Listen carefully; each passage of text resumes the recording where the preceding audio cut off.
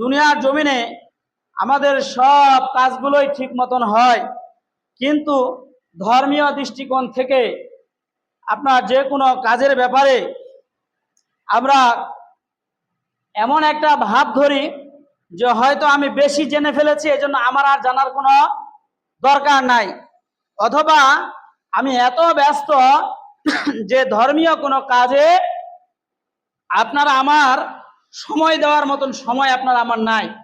মানে আমি মানে জীবনে এত ব্যস্ত হয়ে গেছি, এত কাজকর্ম আমি করি যে যে কাজের জন্য আল্লাহ তাআলা আপনাকে আমাকে দুনিয়াতে পাঠিয়েছেন ওই কাজটার কথাই আমি ভুলে যাই। ওই কাজটার কথাই আমি কি করি, ভুলে যাই। মুসলমানের হাসি নামে একটা বই আছে, লেখকের নাম মাওলানা আশরাফ আলী থানভী রহমতুল্লাহি আলাই। এটার আরবি বইটার নাম হলো, আপনার বিভিন্ন ভাষায় অনুবাদ হয়েছে, আল ইজাফাতুল ইয়াউমিয়া। ওই জায়গায় উনি একটি গল্প উল্লেখ করেছেন যে ভারতবর্ষের সেনাবাহিনীর মধ্যে মালা সিং নামে একটা লোক ছিল। সে খুব দ্রুত গতিতে দৌড়াইতে পারত। তো এই মালা সিং সব জায়গায় দৌড় প্রতিযোগিতায় সে ফার্স্ট হইতো।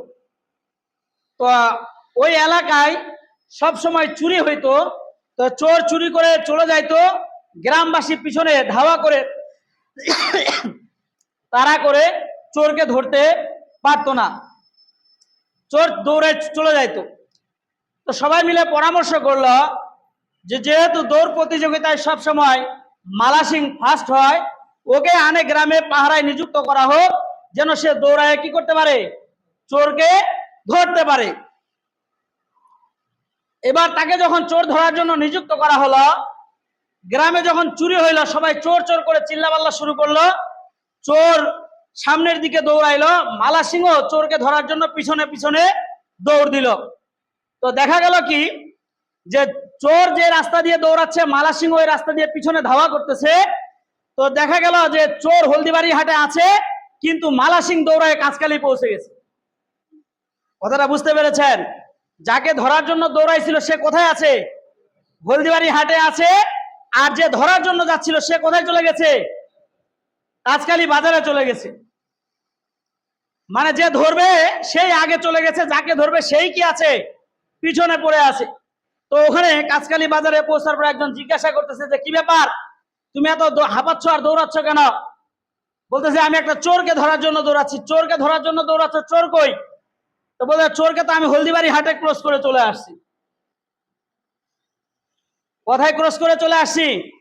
হলদিবাড়ি হাটেই তো আমি চোরকে পিছনে ফেলে চলে আসছি। বলে তাহলে এখন সামনে কোথায় দৌড়াচ্ছ? বলছে আরে আমি তো আমার দৌড়ের যে লক্ষ্য উদ্দেশ্য ছিল চোরকে ধরা, আমি তো ওইটাই মনে হারাই ফেলছিলাম। আমি মনে করছি মনে হয় আমি দৌড় প্রতিযোগিতায় আছি যে আমাকে ফার্স্ট হইতে হবে। কথা বুঝাতে পেরেছি? আমাদের জীবনের অবস্থা হলো এমন। আল্লাহ পাক রব্বুল আলামিন বলছেন ওয়ামা খলাকতুল জিন্না ওয়াল ইনসা ইল্লা লিয়াবুদুন, আমি মানুষ এবং জিন জাতিকে সৃষ্টি করেছি আমার ইবাদত বندگির জন্য। কিন্তু দুনিয়ার জমিনে আসার পরে আমি দুনিয়ার কর্ম ব্যস্ততায় এমন ব্যস্ত হয়ে গেছি যে আমি আল্লাহ যেই কাজের জন্য আমাকে পাঠাইলো, দেখেন দুনিয়ার সব কাজ আমার দ্বারা সমাধা হয়, কিন্তু আল্লাহর ইবাদত বندگির বেলায় আমি জিরো। আল্লাহর ইবাদত বندگির বেলায় আমি অনুপস্থিত। আমার দ্বারা আল্লাহর ইবাদত বندگির নেকির কোনো কাজ হয় না। বলুন তো আমি আমার জীবনের লক্ষ্য উদ্দেশ্যকে হারিয়ে ফেলেছি কিনা? আমার জীবনের লক্ষ্য উদ্দেশ্যকে হারিয়ে ফেলেছি কিনা? ওই ওই মালা সিং যেমন চোর ধরার জন্য দৌড় দিছিল, চোরকে পিছনে ফেলে সামনে চলে গেছে, আমাদের অবস্থা এমন হয়েছে বর্তমানে।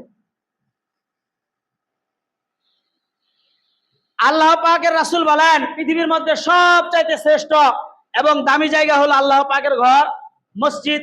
আর পৃথিবীর মধ্যে সবচাইতে নিকৃষ্ট জায়গা হলো কোথায়? বাজার। এখন মুসলমানের উচিত ছিল যে মসজিদের মধ্যে সময় বেশি দেওয়া, বাজারের মধ্যে সময় কম দেওয়া। এখন আমাদের অবস্থা কি হয়ে গেছে বলুন তো? আমাদের অবস্থা কেমন হয়ে গেছে? উল্টা হয়ে গেছে।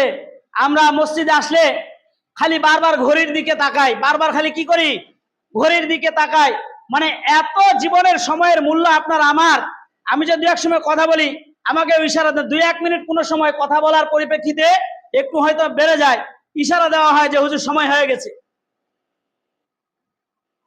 সময় হয়ে গেছে। যদিও নির্ধারিত সময়ে নামাজ পড়া উত্তম, 2-1 সময় কোনো আলোচনার পরিপ্রেক্ষিতে কোনো অবস্থার কারণে হয়তো একটু কি হয়ে যায়, ব্যতিক্রম হয়ে যায়, কিন্তু সিগন্যাল দেওয়া হয়। আজকে আমাদের অবস্থা